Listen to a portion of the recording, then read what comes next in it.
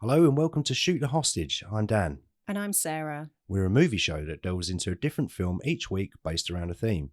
This season the theme is criminals. Like all good podcasts, this show contains explicit language and mature content, as well as major spoilers for the movie we're covering.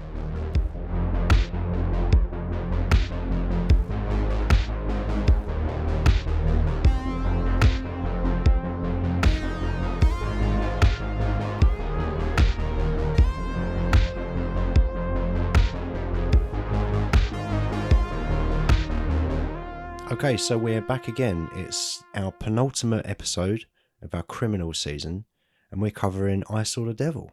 How are we at the penultimate episode already?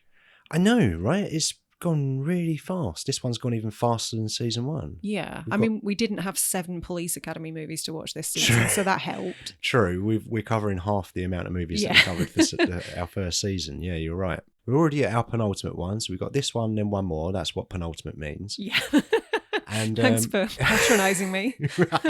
Mansplaining you. That was in the Thief episode. I did that.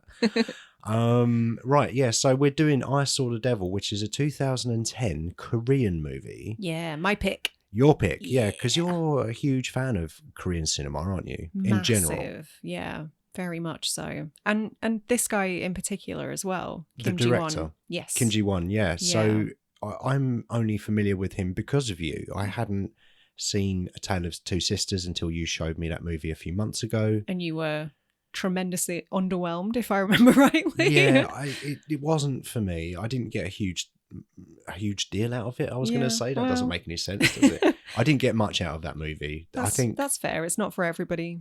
There was a ghost living in a cupboard or something. I don't really remember what happened in that movie other than a bit boring, wasn't it? I mean, ghost stuff isn't typically your bag, is it? Not really, no. Unless it's like a popcorn horror time, which I find fun. Ghosty stuff is not typically my jam. Okay. Apart from that one when Swayze made that pottery. No. Ugh.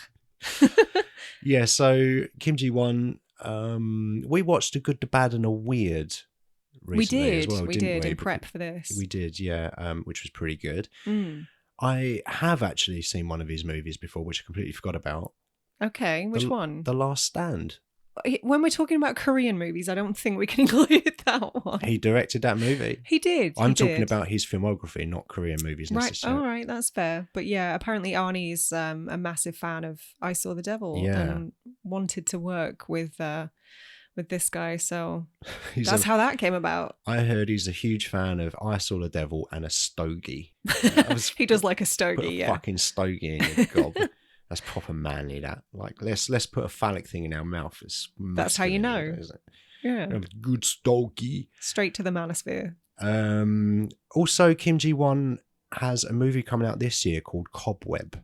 Oh. Which is, I think it's doing the rounds at the moment on the festival circuit. I didn't know about this. It looks like some reviews are starting to come through now at time of recording. By the time this episode comes out, it may well be out. I have no idea. Oh. But yeah, he's got a new one coming out. So is that English language or is that back to Korea? I believe it's Korean. Okay. I believe it's back to Korea. Good. Yeah. Yeah.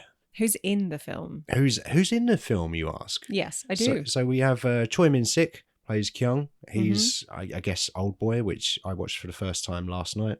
Yeah, that's wild. Yeah, I'd never seen it. The main reason I was aware of it roughly when it came out, is it 2003, that movie? I want to say it's 2003, and then the remake was a decade later, I believe. I've only seen the Superior remake. Fuck off. Have you actually seen the remake? No, I haven't. Oh, no. God. No, I was kind of aware when the original came out around 2003 at some point, and I was super lazy then, so I wouldn't have consumed a movie with subtitles on account of me being a stupid teenage boy. But the main reason I hadn't got round to it in more recent years is because I knew all of the beats that happened in that movie, or the more important plot beats and twists and turns of that movie, which we won't spoil here. But there's some major stuff that happens in that movie, which you know if you've seen it. Yeah, some fucked up stuff. Yeah. So I put off watching it, but I suggested that maybe we watch that before covering this one because it was a hole in my Korean films. So I wanted to consume that. And there's some overlap with Choi Min-sik as well. Choi Min-sik is in both of those movies, yeah. And I'm glad we watched it. I thought it was a good movie. I really liked it. It was a good, solid film. I do feel like some of the enjoyment was maybe removed for me because I was aware of how it was going to end. So the whole way through, I was just going, when's he going to find this out? And when's this going to happen? And when's that going to happen? That's such a shame, because that the first viewing experience when you learn those massive revelations, I don't know, I remember it kind of blew my mind at the time. It would do. You'd be like, yeah, what? He did what fuck? now? What? Yeah. Who wrote this? What kind of sick? And can I go for beers with them? Yeah. Yeah. So no, good. It was a good movie. It was good. I joke a little bit saying no, it was pretty good because people love that fucking movie, and it was a really good movie. Not something that I'm going to revisit an awful lot. Okay. But pretty decent. I think something is definitely taken away by knowing the plot elements. I'm trying to be really cagey because I don't want to spoil that one and pass on your experience. Yeah. Because it's much better to go in as blind as possible. But I don't know. I have quite happily rewatched that film many times just to appreciate the craft. So it's weird, isn't it? Like, because the way that I watched it was almost like a rewatch. I hadn't seen it, but because I was aware of where it was going, I knew the plot of the movie. So yeah, the one thing that I had heard about it, which didn't come up in the film, I think I told you about this yesterday. Like, before we put it on, I was like, oh, I know what happens in this movie. And you said, what do you know? And again, not going to reveal anything now, but I went da-da-da, da-da-da, da-da-da, and he's mates with a mouse. I don't know where that came from. That never happened. Are you thinking of the Green Mile? Maybe. Mr. Jexy or whatever he's called. Mr. Jingles? Sure. Jingles? I don't know. But yeah, the whole film, I was like, when's the mouse going to come? And it never happened. That would have been an interesting addition to that film. Maybe that's only in the remake. Maybe, yeah. Josh Brolin is mates with a mouse. Yeah. So Choi Min-sik also in Lady Vengeance, which I have seen. Which he played another serial killer in. Okay. He's not afraid to play the bad guy. No. And Lucy. He was in Lucy. Oh. I can't remember much about that film. I do, sadly. I know Scarlett Johansson turns into a memory card or something, I think. Everyone needs a paycheck. Yeah. Also, the other major player in this film, Lee Byung-hun, plays Kim, or Agent Sue. He's also in The Good, Bad and the Weird. I can see you smiling away there, because when we were watching the film, you were very like, he's a bit of all right, isn't he? Like, nudging me, I was like, yeah, he's attractive dude. Also in The Good, the Bad and the Weird, which was a lot of fun. Yeah, very much. He's done a bit of Hollywood stuff as well. G.I. Joe. He was in G.I. Joe #1 with the magic suits and G.I. Joe #2 with Bruce Willis. Maybe Bruce Willis is a G.I. Joe or something. I haven't seen the second one. Yeah. On account of having seen the first one. Yeah. They're not great. No. But he played Storm Shadow in it, and I'm sure he was great. He was also in Terminator Genesis. Ugh. And he played a T-1000 when we're rebooting the events of Terminator 1 and Terminator 2 into one kind of weird... That's a weird movie. So, yeah. So in terms of there's been 4 Terminator 3s. That's how I see it. Which one is the worst? Very quick tangent. Genesis. Yeah. I knew you were going to say that. It's not even that close for me. No. It's kind of, you got Terminator 3. Terminator 3 was pretty bad. It was bad in the sense that it was just a parody of Terminator 2. Yeah. But not the worst, in my opinion. I think you've got Terminator 3, Salvation, and Dark Fate. I kind of put them on a similar level. I think Dark Fate's the best one out of all of those. I agree. But it's still... Why are we doing this? Yeah. Why is Arnold a curtain salesman? I don't understand this. But we digress. I'm not going to get you started on Terminator because we'll be here all day. Fucking one day we're going to be covering Terminator 1 or Terminator 2. I don't doubt it. And then that'll be a 4-hour episode. Let's keep it on Korean cinema for now. So we were talking about Lee Byung-hun, weren't we? Your bit of all right, your mate, your bit of flavour that you like to look at. And you've got a wet torso and got water dripping down him. He's an attractive man. What can I say? Yeah, I think I find him attractive. Going off that, you're more preoccupied with his torso than I am. He was in a film while researching this podcast. I was looking up his filmography. He was in a film called A Bittersweet Life. And that's on the watch list now. Yeah. I really would like to watch that. So Same.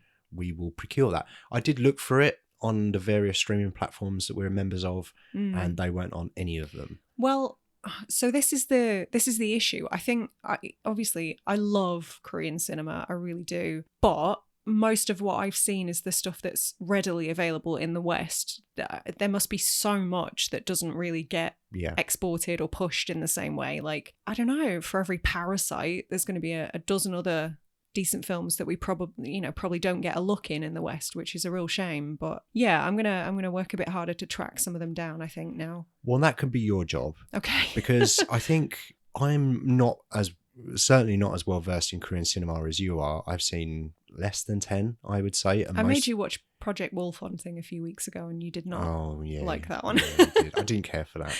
It was good fun. It was silly. But yeah, I guess I'm more familiar with the big names, your Park Chan-wook and your Bong Joon-ho's. Mm-hmm. I've seen multiple of their movies. Yeah. But I hadn't seen any Kim Ji-won until you met me. Yes, exactly. You're welcome. And we kicked that off with A Tale of Two Sisters, but it only got better from there, in my opinion. Okay. I guess we need to talk about I Saw the Devil a little bit, don't we? Because that's what we're here to do. Sure. I have the briefest synopsis known to man. Good. Which I love. So obviously, we said at the intro to the show, we are going to be spoiling things. So if you haven't seen it, go and see it. If you have seen it, go and see it again, because it's great. But a little refresher, a secret agent exacts revenge on a serial killer through a series of captures and releases. And that's kind of it in a nutshell, a very small nutshell. There's far more to it than that. There is. I've got my own summary synopsis, and it's even briefer than that. It's Tom and Jerry meets Jigsaw. Okay, yep. It's a catch and release thriller. Mm-hmm. Revenge thriller? Yes and no. I have a question. Go for it. Is this a horror film? Yeah. No hesitation? No hesitation. Okay. I think it straddles a few different genres. It does. But horror is definitely one of them. That's the thing that struck me the most while I was watching I Saw the Devil. I was expecting it to be more horror. Were you? Okay. Yeah. And what I got, in my opinion, I don't class this as a horror film. Okay. I class this as an action thriller. Yeah. Well, it's certainly both of those things as well. True. Yeah, it can be all of these things. Yeah. It's just, I guess, what your personal feelings are, it being most of. To me, this is a really twisty-turny horror thriller. Yeah. It is a very twisty-turny horror thriller. I think that's another synopsis somewhere that I read. Twisty-turny horror thriller. It's horrific. Yeah. Don't get me wrong. It's horrific, and some really nasty shit happens in this film. Oh my God, does it? And I was pleasantly surprised by how much action there is in this film. That's the thing that surprised me the most. And I thought it was great. I thought it was fucking brilliant. And this is my favourite Korean movie by a country mile. To date? Yeah. Okay. I could see myself rewatching this a lot. Okay. Which is saying something for a film that's nearly 2.5 hours. It's a long movie. It's a big commitment, yeah. Yeah. And while we were watching it, fully aware that it was a long movie, but I was just in it. You were like literally on the edge of your seat. Yeah. For about half of it. You were perched on the edge of the sofa, like absorbed. I couldn't get enough of this movie. I did not want it to end. I thought it was magnificent. I thought it was beautiful. Yeah. I thought the action was incredible. It was surprising. I didn't know where it was going. The performances were great. And I really haven't got... If you're tuning into this hoping that we're going to give a balanced review, you're in the wrong place, because it's just going to be me going, this is fucking great, this movie. This rules! It's great. Obviously, I read out the synopsis from IMDb, which is a one-line, very simple synopsis, but kind of gives away some of the plot. So... did you know anything about this beyond it being a film about a serial killer? I don't think I even knew that. Okay. I knew very little about this film. Yep. I was aware of it coming out maybe a year or two after it was released. Mm-hmm. One of those, you must see this movie. And I think one day I sat down and planned to watch it, But when I found out it was not English, not in English language, You heathen. yeah, I didn't ever bother watching it. But I don't ever recall ever really knowing what this movie was about. And Okay. when you lock into the idea of you're going to watch something, I'm kind of like, well, I don't need What's to the watch point? a trailer. I don't Yeah. need to find anything out. And I think this film, maybe more than anything that we've covered, is a film that benefits most from just going in completely dry and removing Yeah. all expectations. Like, the only expectation I had of it is that I thought it was a horror movie. Okay. So maybe I assumed there was some kind of killing or traps, or not traps, or something going on along those lines, but I had no idea really what the film was about. Okay. So I was really surprised by some of the things that happen in this. So your advice would be to go in as blind as possible. Yeah, and I mean, that's the case with a lot of films, isn't it, really? I would say any film really is better to Yeah. go in knowing nothing about them, to remove all expectations. Yeah. For me personally anyway, but certainly with a film like this, I feel like if you go in with the least amount of knowledge possible, you're only going to enjoy it even more. Although, this film is pretty brutal and it's not for everybody. Yeah, it's definitely not one that I would recommend to just about anyone. I'd have to be a bit more careful choosing who I spoke about this film highly to. But yeah, it does start off quite serenely almost, doesn't it? Yeah.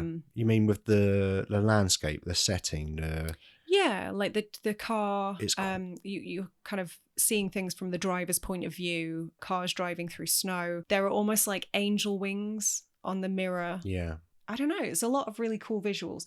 I love kind of the image of driving to like into snow when it's heavily snowing, driving into it. Yeah. Because it feels like you're going into hyperspeed. But I enjoy that very much. But yeah, it starts off quite calmly. It's got that string heavy score that a lot of Korean films seem to favor, but it works really well. But it kind of sets you up for something different, I think. As you say, if you go in completely blind, which you should, it almost like tricks you into thinking it's going to be something it's not, because you see this woman who's broken down at the side of the road.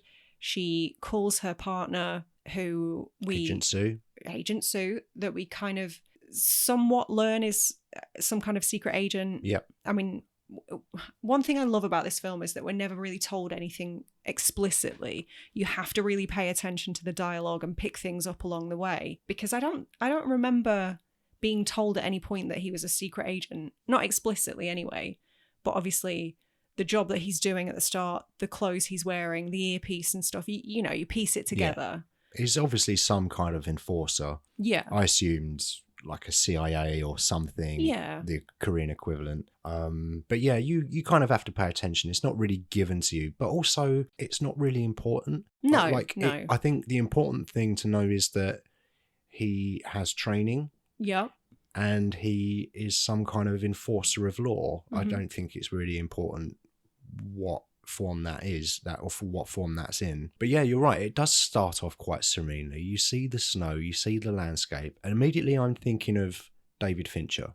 Okay. Immediately I'm thinking of Seven. I got a lot of Seven vibes from this movie, and apparently I've heard that comparison before. Yeah. Apparently was Seven was an influence on when they were creating the movie. Okay. So immediately I got that. The snow setting was very beautiful to look at, and I always enjoy seeing that contrast of red and white with the blood on snow. I think it just looks incredible. Is there anything more striking visually than blood on snow? I know that sounds gross. No.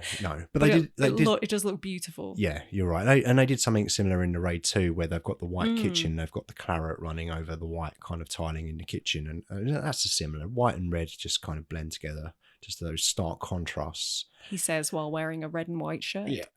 No, it's blood. But yeah, so it kind of wrong foots you a little bit, because it just come and watch this nice movie of snow. Maybe Santa will be in it and it will all nice, and we're all just going to sit here and have a lovely time. But no. It definitely lulls you into a bit of a false sense of security there. Yeah, because who we learn is Kyung approaches this car that's broken down and offers to help change a tyre. He eventually breaks his way into the car and murders the person that's in it, which is quite a long sequence, right? Because he takes her away to his murder dungeon. Yeah, I mean, it's kind of an offshoot of the apartment he lives in. Yes. like behind something through, like there've been bricks removed, it's been hidden. But yeah, he has a full-on serial killer lair. Yeah, and then we immediately are introduced to him and what he's all about. He's all about the killing and the murders, and she begs for her life and she tells him that she's pregnant. Mm-hmm. He's having none of it. He clearly doesn't give a shit. He is fully dead inside. Absolutely. And that was our introduction to that character. He just takes her out, he decapitates her, he dismembers her. Without blinking, just Yeah. almost... It's so matter of fact as well, the way he does it, and just a little kind of chuckle he has when he sees her head. We don't see her head drop on the floor, but when he uses a guillotine and decapitates her, you hear a little thud and assume that it's her head dropping on the floor. And he does a little chuckle, and that kind of made me laugh when he did that. But it's it just feels like everyday work for him. Yeah. Which is terrifying. Oh, yeah. Yeah.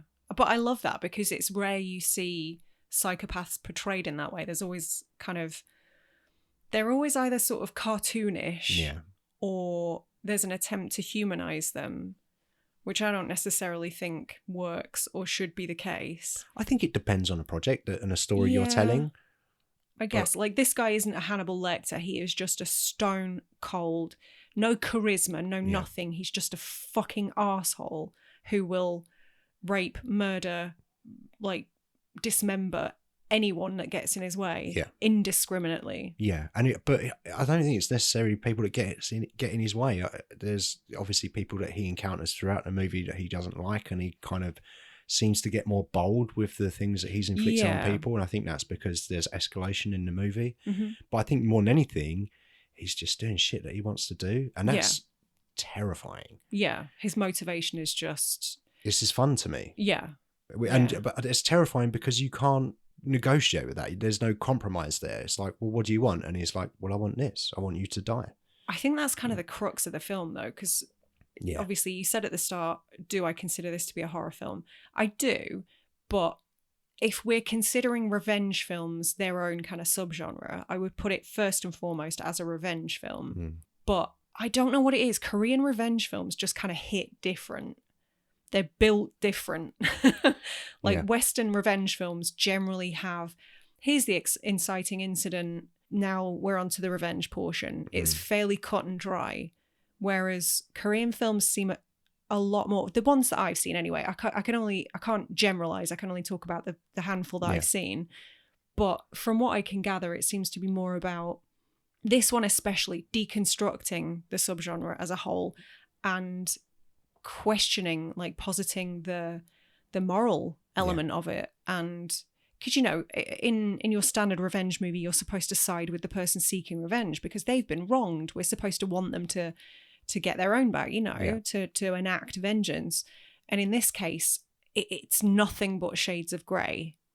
And there is some entertainment to be derived from Agent Sue catching and releasing this guy, but it breaks him ultimately. And the ultimate question is it worth it? Yeah, and I think that's one of the things that does put this movie above and beyond a standard revenge flick for me. Yeah. A lot of the themes of this movie, and the most obvious one, as you've just said, is like the kind of an eye for an eye kind of scenario where you're taking revenge, but what does it cost you? Yeah. And actually, are you any better than the person that you're enacting revenge on because you're also using violence to make a point? You're kind of becoming the monster that you're chasing. Yeah. Same with Animal Kingdom last week, actually. There's a lot of, as you say, an eye for an eye leaves the whole world blind. Yeah. These two films, 2 weeks on the trot, both kind of exemplify that phrase. Yeah, and you're right. And a lot of Hollywood revenge movies kind of glorify that kind of, oh, you know, if my wife was murdered, then I'd go out and hunt down these gangs and take them all out and, you know, kneecap them and all that stuff. But this movie asks the question like, well, what does that mean? You're going to do that, but where does that leave you at the end? Yeah. Are you any better than them? I would argue that maybe you're not as bad, but you certainly have done some bad shit. Yeah. And the fact that he's catching him and releasing him means that there are repercussions for other people. Oh, that's absolutely it. Like the sheer amount of collateral damage that happens that as a result, needlessly. Yeah. Yeah, absolutely. It's a really interesting moral quandary and Yeah. not necessarily something I've seen asked before in a film like this. Yes. This is no death wish. No, it's no death wish. It's definitely a rung or 10 rungs above anything like that, in my opinion, just because of the way that it's set up. And we're talking about, is revenge warranted? What does revenge look like? Is it worth it? Do you get what you need from it?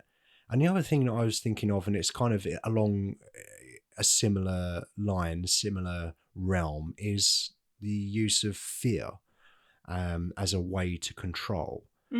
It's not something that I've seen anyone else talking about, and I've done a relatively deep dive on this movie and tried to see what other people were talking about, to one, so I can avoid what they're saying and maybe hopefully bring something new to the conversation. But I haven't seen anyone talking about how fear is used as a method of control, because I feel like throughout the whole movie, Agent Sue is trying to make Young afraid. Yeah, he wants to put him in a vulnerable position to feel what his victims perhaps feel. I'm not going to let you die until you're most fearful, and you're most vulnerable. But what he learns throughout the movie is that he's just not afraid. That point doesn't exist. It doesn't for matter. Him. Yeah. And I kept thinking about the justice system and how the justice system uses fear. Fear of consequences. Don't murder that person because you'll go to prison for life. I mean, that's not why I don't murder people. I don't murder people because I don't want to. Because you don't have that urge to, Exactly. But I think the point is that you have crazy people like this guy who's going to go out. If he wants to kill people, he's going to kill people. It doesn't matter if there are any consequences the fear of or not. Repercussions doesn't stop them. He has no fear. There's even a bit in the movie where he will just go and hand himself in just to piss off the main, just to piss off Agent Sue, just to get under his skin a bit.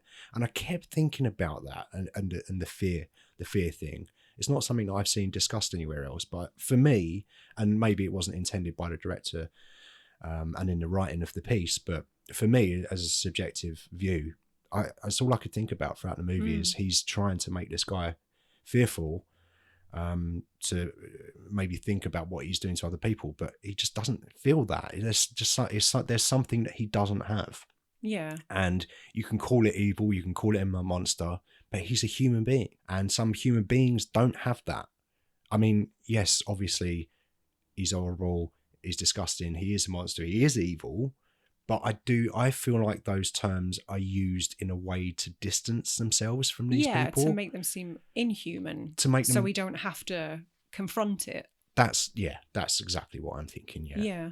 That's really interesting. So that was just something that I've not been able to stop thinking about that. So I just wanted to mention it. I'll get it out there. Maybe it's nothing. It wasn't intended, but my own thoughts on it were definitely that is a major theme running throughout the movie. Yeah, no, that is really interesting. I wouldn't be surprised if that was intended, to be honest, because a lot of thought obviously went into this. Yeah. Yeah, I guess Agent Sue was kind of doomed from the outset, because if somebody doesn't care about legal repercussions and they go about killing and maiming whatever else to other human beings, then why would they fear anything? Exactly. And but also you can stretch that to Agent Sue as well. He's not afraid. He knows that what he's doing is wrong. As in the eyes of the law, he's going to get reprimanded for all of these things that he's done. So does he fear the consequences? Not really. He just wants to do this thing, and that to me just muddies the water between the two characters.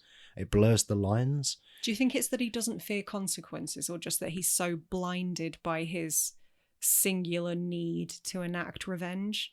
Yeah. He's just not thinking that far ahead. I think that's probably more accurate, but then I would also argue that maybe Kyung is not thinking that far ahead, and he is just acting on his own instincts. I want to kill, so I'm going to kill. Yeah. And be a fucking horrific, disgusting bastard. And I just think that the fear doesn't play a role in either of these two psyche for the events that happen in this film. I think that's fair, yeah. Which I would agree with that. It was just an interesting thing that I was thinking of, and I've not been able to stop thinking about it. But no, I like that. This came out in 2010, this movie. Now, I know that there were a bunch of films after, like, I guess, Saw, which kind of kicked off this whole torture torture poon. That sounds horrific. It's a different genre. Yeah, that sounds even less pleasant than Yeah. torture porn. Torture porn. I've seen a few people levy the argument against this, that this is torture porn and they don't care for it. What do you think about that? Ooh. Is this torture porn? No, because I think the plot kind of justifies its own existence. I think it's not gore or debauchery for entertainment's sake. Yeah. I think it's more interesting than that. It's not like look at this guy killing women and committing all this sexual violence against people. Isn't this entertaining? Aren't we all entertained? No, it's not one of those films. No. I don't see it that way anyway. I totally agree. And I was sort of scratching my head a little bit when I've seen that argument thrown around. And I can only assume that it's because around about the time it came out, there was a lot of those types of movies. Probably. And it's just neater to slot it in a category that already existed. I guess so. And, thinking about the movie, thinking about the themes and what we see and the messages of it, I think quite clearly it's not torture porn. It's a violent story. That doesn't mean that we have to enjoy what we're seeing. It doesn't mean we can go, oh, cool, there's a head off of a body there. You're going, oh, shit, there's a head off of a body there. And that's gross and shocking. And why has this happened? And it explores the reasons and all of the themes around it. Whereas torture porn for me is just, let's slice an Achilles heel. Because you want to see that, don't you, audience? Let's have some popcorn, because isn't that fun? And watch Hostel Part 2 and all of that stuff. No, don't talk about the Achilles tendon. Achilles tendons being sliced in films is my Achilles heel. Yeah. Like the most ironic thing ever. No, I can't stand it. Yeah. But that kind of plays into what you're saying. I think this film is excellent. But there is stuff on screen that makes me deeply, deeply uncomfortable in different ways. Obviously, the wincy kind of gore element that you just talked about, but also, again, like the sexual violence against women. That makes me very uncomfortable. I don't enjoy seeing that. No, but then also I would argue, and this may be a strange argument to have, but I feel like that the director does exercise some restraint in what they're showing you. I would agree. Because there are some things that you see, like the Achilles tendon, we just see that just whipped out. It just whip it out, and it's fucking horrific. But there's some things that we mentioned about the head thud on the floor. You don't see that, you hear it, and you see Kyung's reaction.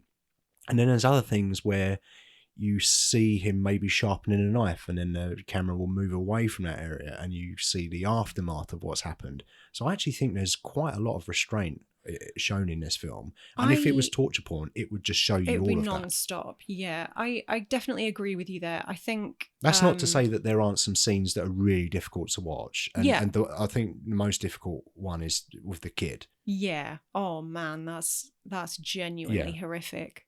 Yeah, it's a tough one, isn't it? It's a tough one. I really enjoy might be the wrong word. I really like watching films that I find to be challenging. Yeah. But I couldn't tell you why. I don't know what I find rewarding about that, because there are films that I love, like Climax, for example. You hated it. You're not a Gaspar Noé fan. I get it. Gaspar Noé. Look, I understand it. I really do. His work is like appalling in so many ways. I can't stomach it. It's too much for me. Yeah. But I don't know. I've tried reasoning this with myself and I couldn't tell you what it is I like about stuff like that, but I like to feel challenged. And I don't know if it's like some sort of sick endurance test for me. I don't know. But some of that is definitely true here. Yeah. And I think you're right. It's interesting. I couldn't say for sure, but I think we watched the uncut version.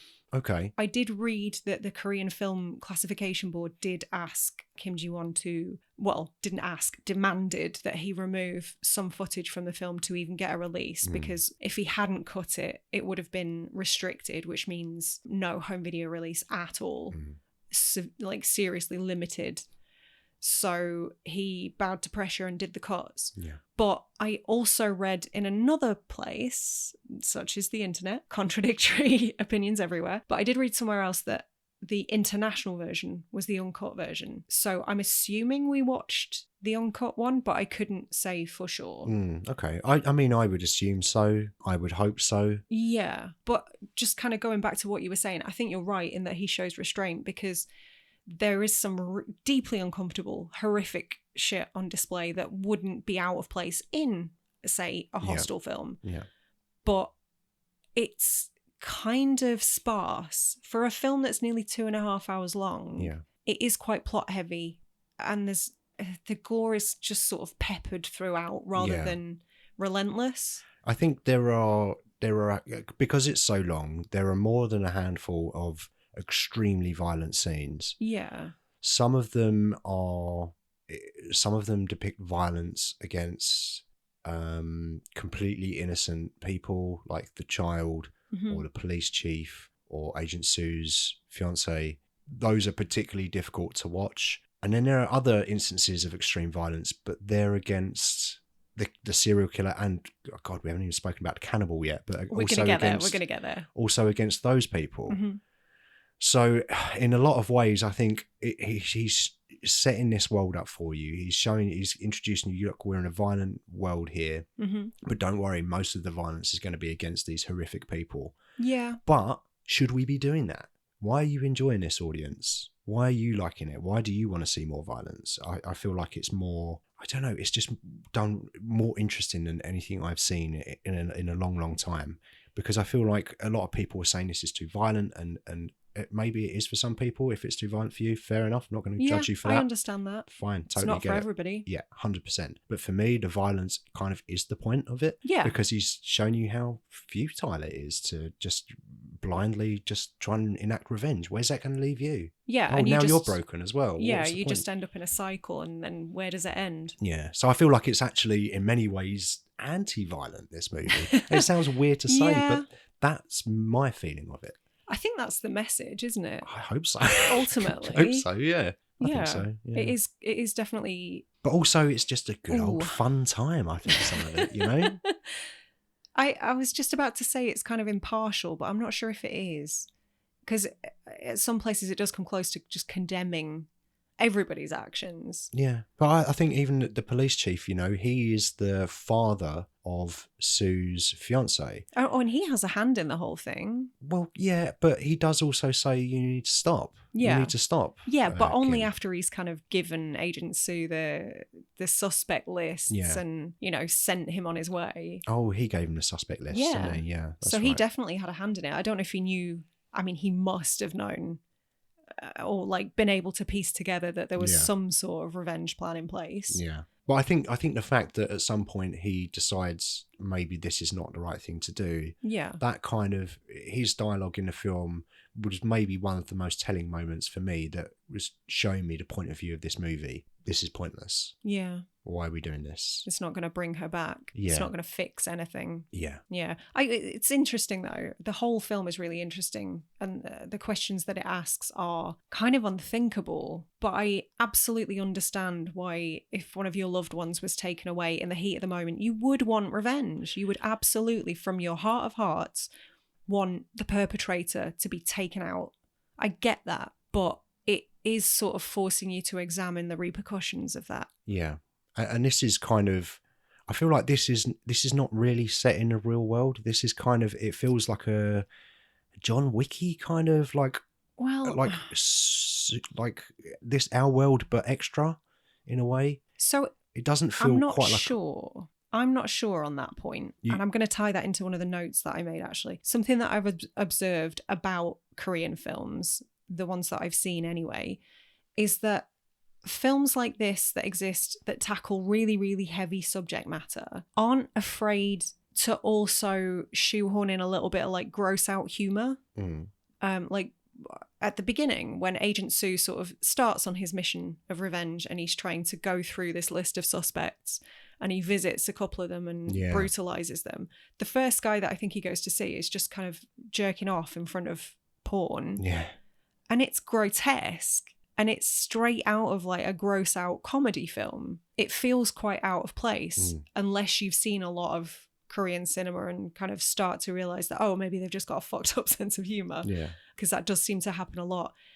But I don't know. I see what you're getting at in terms of like a heightened reality. Yeah, that's the term that I was looking for, yeah. But I do wonder if some of that is just cultural differences. Okay. Because like I say, that is something I see in a lot of Korean films. Yeah. So I don't know. I'm not sure. Okay. So you've just mentioned that he's gone after 2 of the 4 suspects because he was handed a list of, as you say, 4 suspects. Yeah, I think it was 4. Yeah, it was 4, and he takes out the first 2. Takes a wrench to the ball sack of suspect number 1. Yep. I don't even have one, and that made me cross my legs. I have one. I did cross my legs. Yeah. Or uncross my legs, depending on whether they were crossed or not in the first place. That was pretty difficult to watch. And then he gets those 2. Then he goes after Kyung. Yeah, I think Kyung is the number 3rd 3 on his list. So yeah. what happens to number 4? 4's just gotten away. I guess so. Yeah, 4 is unimportant because he's not the target. He's not the mission, is he? I'm assuming that all 4 of these people are guilty of something. Well, the one whose bollocks are brutalized, as you so poetically put it. I believe I said ball sack. Okay. He is so kind of freaked out in hospital after this attack that he ends up confessing to murders. So he is definitely guilty, just not of this particular murder. Yeah, because when Agent Sue starts going after these people, you do think, oh, this might be a bit much here. But I guess if he's admitting to crimes, it's kind of like, well, okay then. Yeah. We'll let it slide. Yeah, he is vengeance. I got huge Batman vibes from this. Did you? Huge. Yeah, because I was not expecting this movie to be what it was, especially when he's catching him and releasing him and just beating the shit out of him. I think the first time that happened when he walked away, because he was holding the rock over his head. And he left him. And I remember you turning around to me and being like, huh? What? Yeah. What's going on? Yeah. He's caught him so early and now he's letting him go. Yeah. What's going on here? Yeah, I got huge Batman vibes from that. But yeah, I suppose it's probably the first hour is setting up the characters, and then it's from the end of the first hour, the last 90 minutes of the movie is the catch and release, right? Yeah. Very roughly. Yeah. So the first time that he catches him is in the greenhouse where Kyung he's a fucking school bus driver. Hiding in plain sight. Yeah. That's what they do. And he kind of figures out that he's about to get found out. So he takes his very last opportunity to try and sexually assault a minor. So he takes her to a weird, like, greenhouse secluded location where he tries to... Well, he's basically dug a grave. This was the thing I found hardest to watch, was that scene. Yeah, it's horrifying. If I've got one criticism of this movie, I think maybe that scene went on just a little bit too long. Agreed. And there was a shot where you're sort of seeing from his point of view, looking at the schoolgirls' like undergarments, and I was just like, this is not okay. Yeah, that's the one thing I would say. We could have pared this down. We can imagine what this... I mean, he's got the kid on her own. We know what his intentions are. We don't need to see much more of this. Yeah, I mean, if you look at like the French film Revenge, for example, that's a really good example of a rape revenge movie where you don't see the sexual assault. Right. You see like the beginnings of it, the suggestion, and that's it. That's all you need. Yeah. Because anybody watching that can piece together what's happened and knows how horrific it is. You don't need to see it. I think that is maybe crossing a line. Yeah. But then I've heard from actual sexual assault survivors who consider that sort of thing to be really cathartic and empowering. Yeah. So I don't know. It's a personal thing, I guess, on many levels, as long as the movie is getting across the point that it needs to make. Yeah. Which is the main thing. But personal preference, I would have liked that to have been chopped down, as you say. Personal preference, you could have just whipped 12 seconds off that scene and I would have been way more comfortable. But, maybe that was the point. Yeah. I was sitting there thinking, when's this going to finish? Because I don't know how much longer I can sit through this. Maybe that's the point. It's forcing you into the shoes of an actual monster. Yeah. But yeah, so when Agent Sue turns up and he just sort of he doesn't shout his name, he says it quietly, and Kyung kind of looks up and he's just standing at the end of that greenhouse. You're like, oh shit, what's going to happen here? But again, was completely not expecting what was going to happen. They just end up having a really cool fight. And I was not expecting really cool fights in this movie. So I was just overjoyed. Like the flying kind of kick was beautiful. It was fucking great. And he is fucking great. Yeah. Yeah, and that's when he like you say, he holds the rock over his head and he's gonna. You feel like he wants to kill him, but he's kind of forced himself not to, so that he can put him through as much pain and suffering as possible. Just prolong the revenge. I'm gonna break your arm a bit, then I'm gonna give you some money, and then you're off on your way. And then he makes him swallow that tracking device. Yeah, the first time I watched this, I was really unsure what was happening, because obviously he makes him swallow some white liquid as well, and I'm guessing that's sort of, I don't know, Korean's version of Imodium to like bung him up so he doesn't pass the tracker. Oh, was that what soon. it was? I assume so. Oh, I assumed he had achalasia and he couldn't swallow anything without liquid. Well, everybody listening to this will not know what achalasia is, I guarantee. If you know what achalasia is, reach out and let me know, because I have achalasia and we should all stick together. Yeah, if you form don't, some sort of support group. If you don't, Google it, and if you don't care, just move on from this. Move on with your life. Yeah, that was a little achalasia-based joke there that 1 in 100,000 people are going to get. So once we get 100,000 listeners, one of them is going to know what that is. But yeah, so he puts the tracking device on him, and then it's this catch and release thing, which he does 2 or 3 times, I think. Yeah, so the first time he's released, he wakes up somewhere. No. He wakes up in the hole. Yeah. With a bunch of money on him. Yeah. And a broken arm, not knowing what the fuck happened. So he kind of... Is that when he sort of goes on the run and hitchhikes? Yeah. So he takes the money and he starts walking down a road where a car pulls up next to him. Because he knew the police were sort of closing in on him anyway, didn't he? Yeah. So, yeah. Yeah. So at that point, he doesn't know what's going on, does he? Choi Min-sik's character, he has woken up. He thought, oh, this guy's going to kill me, but he's actually let me go. Why is he letting me go? What's happening? The police are still looking for me. Is he still looking for me? He doesn't know. So he's super paranoid. Mm-hmm. And he portrays that perfectly, Choi Min-sik. He's fucking great in this movie. Like, really, like a disgustingly depraved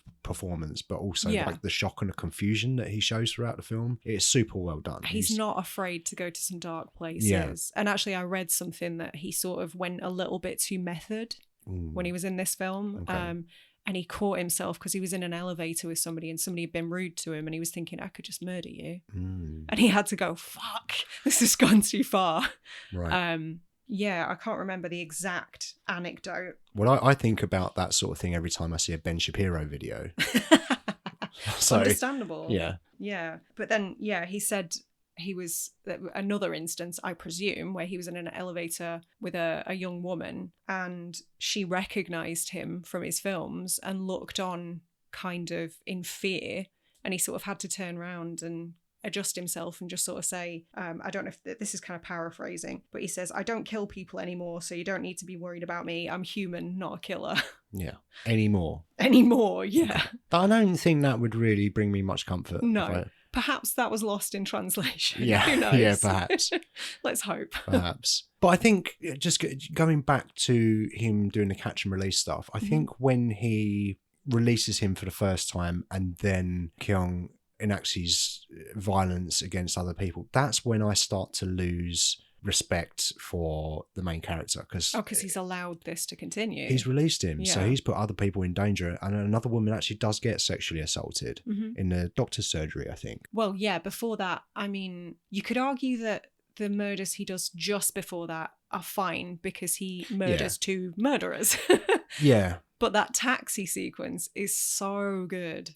So good. Yeah, I would say that's one of my top 3 scenes in this film, I would say, is that taxi sequence and just the relentless stabbing. While the camera kind of spins. I don't know how they achieved that, but it looked excellent. Yeah, there's like a red gradient effect going on as well, which is all feeds into the feel of that scene. It's beautifully done. I've not seen anything like that before. No, I haven't. But it's really well done. And yeah, you're right. Because these people are murderers and he refers to them as crazy bastards. Yeah. And has a little laugh. But it's his own people. You know, it's his own kind. And he's stabbing and murdering these people. But that's, as you say, that's fine. Who cares? They're murderers. They got what they deserved. Let's move on to the next scene. But the next scene is when he's being violent towards the doctor and he's... Yeah, I guess he's been patched up. I feel what I got from his performance is that he's kind of wanted to be like this forever. He's wanted, and he's suppressed it because of society.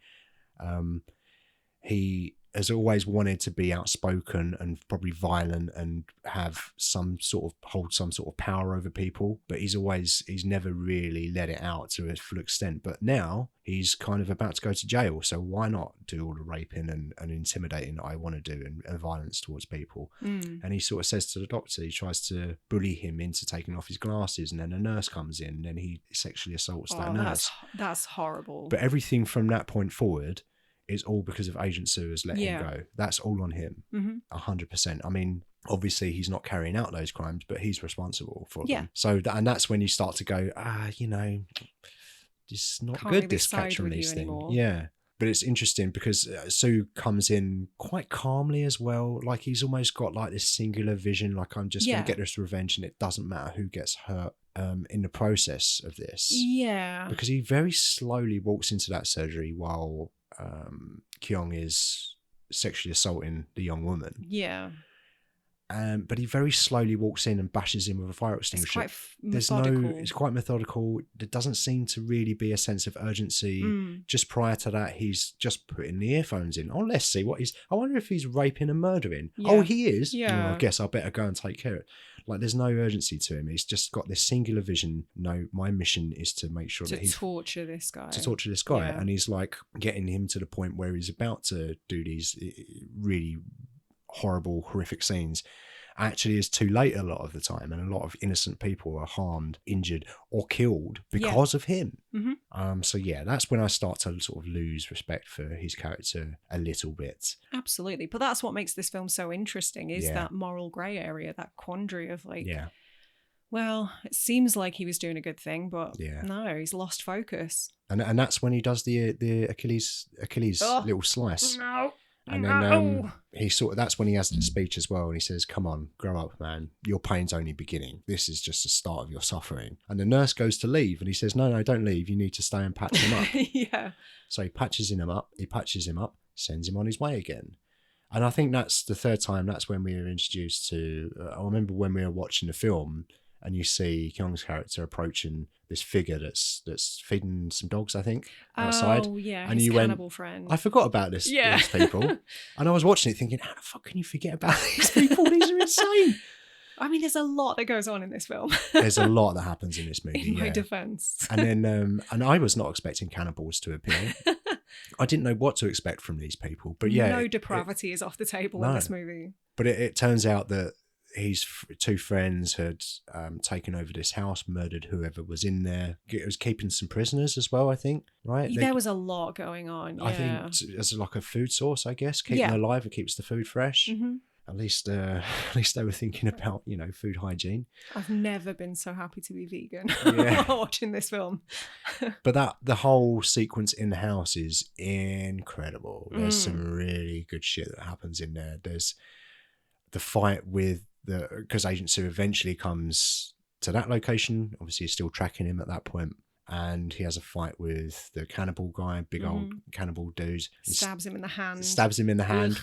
Which one of the funniest moments, probably the funniest moment, I think, is when he takes the cannibal guy is trying to remove the knife from his hand that's gone through his hand and impaled onto a table, and his hand's stuck on a table. He's trying to pull it out, and the handle comes off. And his look on his expression. Huh? It's priceless. It's so funny. But that's what I mean about this film and Korean films in general. They're not afraid to throw in a bit of humor amongst some really harrowing, dark shit. Yeah, so dark sense of humor. It makes for an interesting tonal experience, but somehow it works. Yeah, it really does. But I think sometimes as well, you need that relief. I talk about this a lot with comedy, horror, action, suspense. You need to build up the tension. How do you release it? You give someone a laugh, and that cleanses your palate, so you can now build up the tension for the next scene. Yeah. And I think that's the best use of humor in a film like this, to just pierce that tension, and you can have a laugh for a second. You're not just 2.5 hours of going, ooh. You need that release. Yeah, it would be unbearable if it didn't have it. I think this sequence, you're right, it's incredible, but I think this whole bit is kind of the closest it comes to being a typical revenge movie.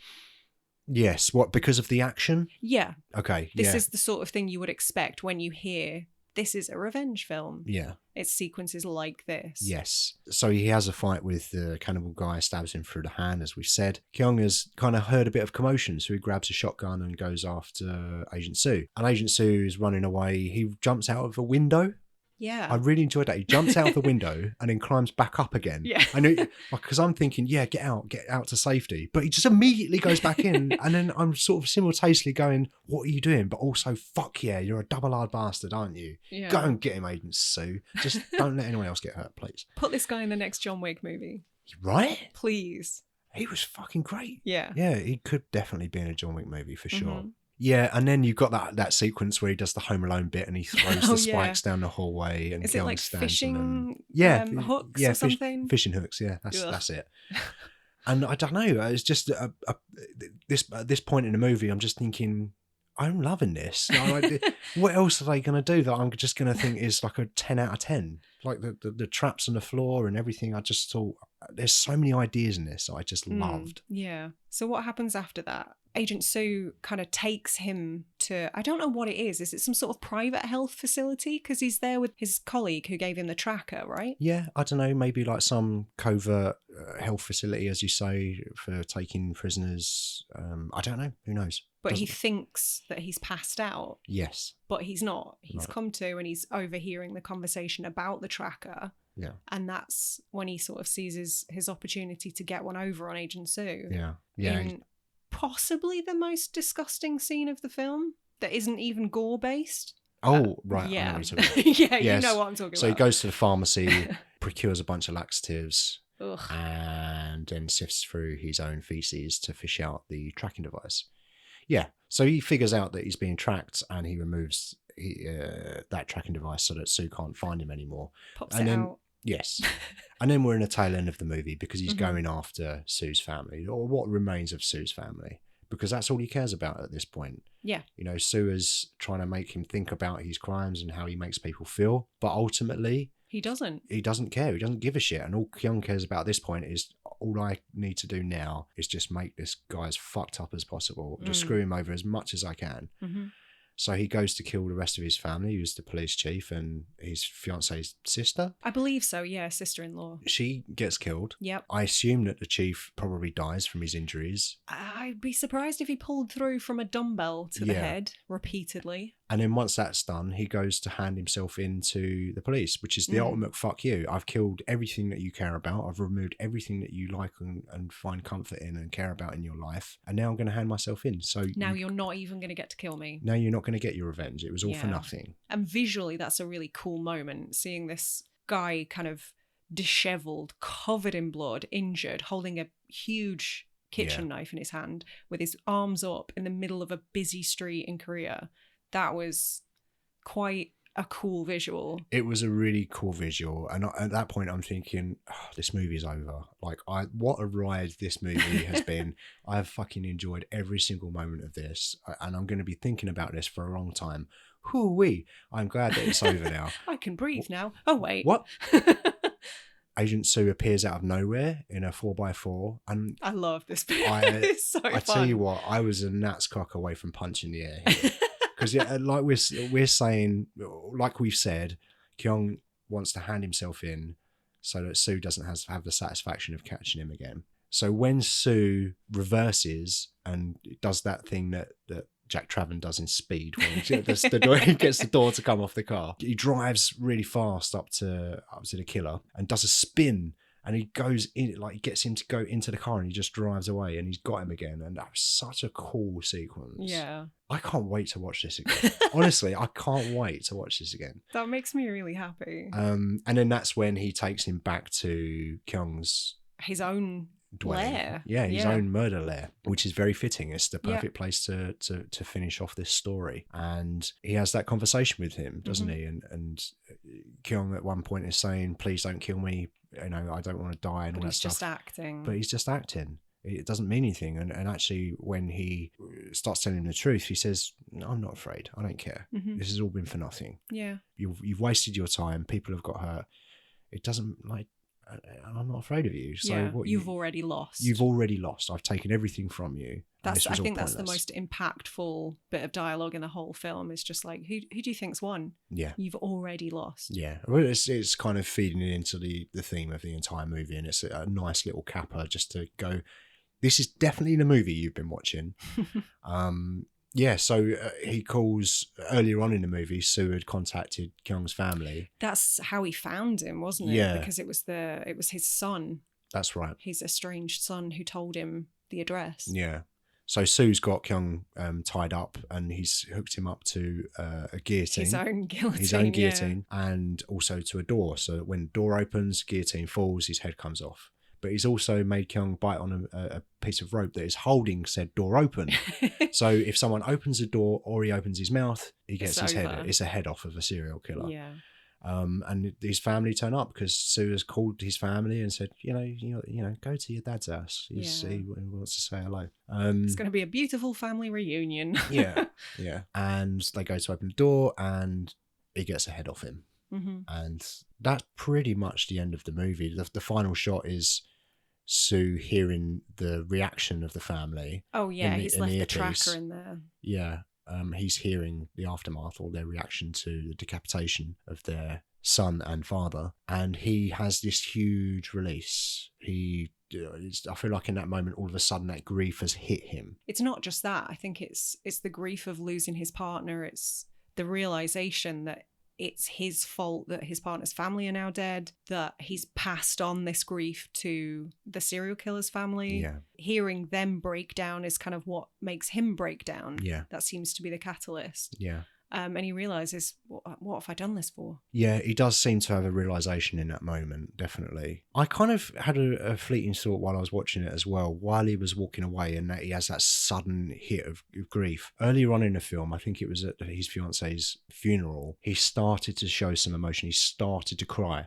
but he kind of stops himself. Mm. And then he embarks on this mission of revenge. So when I saw him being so emotional at the end, I was thinking, are you kind of trying to avoid grief by going after this serial killer? You're catching him, you're releasing him. Are you trying to, and I thought of Sisyphus, I thought of trying to cheat death. Is he trying to cheat grief? There seems to be some repetition in catching a killer and releasing him. It's a bit like pushing that boulder up the hill. I don't know. Prolonging the whole thing. The longer that plays out, yeah, the longer he doesn't have to confront his own emotions, I guess. Yeah, that's kind of something I had a thought about. And I think that's the sort of thing that I like about this film, because I think it has a kind of a clear message, but there's so much else that you can bring your own thoughts to. Yeah. And it's not necessarily wrong, because as we said, it's subjective, and I've had many thoughts about this film, and that was just one of them. I kept thinking about Sisyphus. I think I told you the other day I've been thinking about Sisyphus, and you said, why is that? And I was like, I'm not going to tell. Yeah, you were very cagey about it.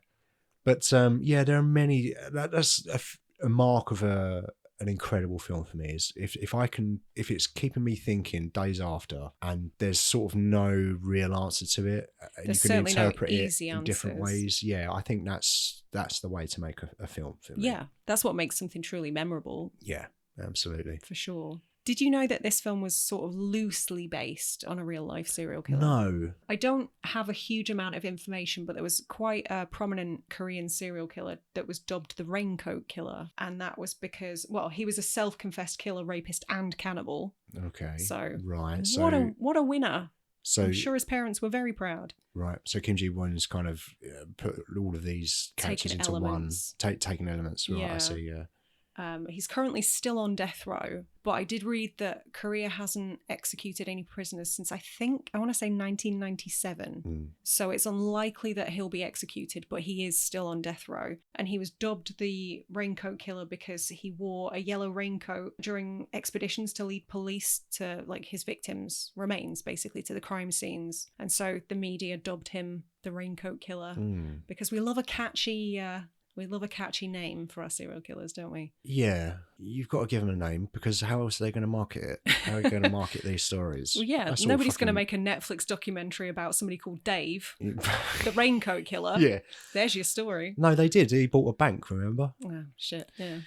No, I did not know that it was based on some real life events. Loosely. So do you think that he maybe had the idea for this movie and then looked for inspiration, or do you think he saw that first and that inspired his... I honestly don't know. I struggled to find much in the way of interviews. Yeah. Certainly ones that were in English. With Kim Ji-won? Yes, Okay. yeah. But yeah, I wouldn't be surprised. Yeah, that might be a rabbit hole worth going down at some point. Yeah, I'm sure. And also, have you ever heard of the Korean screen quota? Scream? Screen quota. No. I did go down a little bit of a rabbit hole on this one. Basically, as I understand it, the Korean screen quota is something that requires the country's cinemas to feature Korean films, domestic films, for a specific number of days, which I believe is just in excess of about 140 days, to sort of favour domestic productions, basically. But the government wanted to halve that so that there would be more space in cinemas for international releases, specifically American releases. But a lot of people in the industry viewed that as something that would lead South Korea to become more or less like a colony of the US. Right. They didn't want to defer to them and give them that power. So a lot of people protested in the streets about it. I don't know where they stand at the moment, but I know Choi Min-sik was one of the main people who was protesting. There were thousands of people, but in terms of big names, there was Choi Min-sik, Park Chan-wook, Lee Byung-hun, and Bong Joon-ho, amongst others, who all kind of campaigned against this as a way to, you know, maintain this thing that was established in the 60s that favoured domestic releases, which is kind of cool. And this apparently was Choi Min-sik's first major role in the wake of that. Right. So, yeah, I thought that was quite interesting. I've never heard of it. Okie dokie. So wrapping it up then, we're pretty much done with I Saw the Devil, aren't we? I think so, yeah. I guess my final thoughts are just really what I've said about the film, it being so dense, so much you can take from it and bring your own perspective to. There's a lot of action. It makes you think. We didn't even touch on the cannibal getting his... How do you think I got these scars moment? No. There's so much going on. Yeah, the Joker origin story. It's almost impossible to talk about everything. Yeah. It's kind of a perfect mix of kind of horrific scenes, action and social commentary for me. Yeah. And I think this is pretty much a perfect movie. I really, really fucking like this movie. I think it's great. And I would watch a sequel. Yeah. I'd watch a sequel with Agent Sue just going to town. Like, sequel. Agent Sue has done 10 years in jail. He gets out and now he's just a full-time revenge person. Okay. And it's just pure action. Yeah. I'd watch that. Yeah. Just for entertainment purposes. Sure. There was talk of an American remake at one point. The last thing I heard was that Adam Wingard was attached to direct. Okay. Which I don't hate. I haven't really enjoyed many of Adam Wingard's more recent offerings, but I think in the early days he was definitely one to watch. Yeah. But it's certainly, I mean, it would be pointless. I think so. It's already perfect. Yeah. If you're going to remake something that, you know, could have been improved upon. Yeah. It's not necessary. I haven't seen the Old Boy remake, but apparently it's a big pile of shit. So I won't bother. Yeah. It's just not necessary. No. I think maybe with some types of films, it's not necessary, but it's not a bad idea. Maybe there's a bunch of people that haven't watched The Raid because they're put off by the subtitles. So they would watch an Americanized version of it, which would be way less good. Watered down bullshit. Yeah, because it wouldn't have eco in it. But there's a place for it. But I don't think this is a movie that needs to be remade. No. At all. No. Near perfection for me. I know you said perfect movie. It's a 4.5 stars. There's probably no such thing as a perfect movie. The Thing exists. Okay. So does Terminator 2. But yeah, this for me is immediately a 4.5. I think I 2 or 3 more times this is going to be a 5-star, no problem for me. Okay. We're in complete agreement. Tell Sick. Surprise. It's sick. It is. In many ways. Shall we announce what we're doing for the very last episode of season 2? I'll let you do it because this is your pick. All right. So episode 8 of season 2, episode 16 in total. Yeah. Last criminal movie we're doing is Con Air. Of course it is. Of course it is. Criminals on a plane. From I Saw the Devil to Con Air. You can't say we don't do variety. That's true. We have many different genres and different types of films on this podcast. Yeah. So we're doing the classic Nicolas Cage in that period where there was that like trident of Nicolas Cage pinnacle action movies. Nick with a mullet. Nick with a mullet. Con Air. Put the bunny back in the box.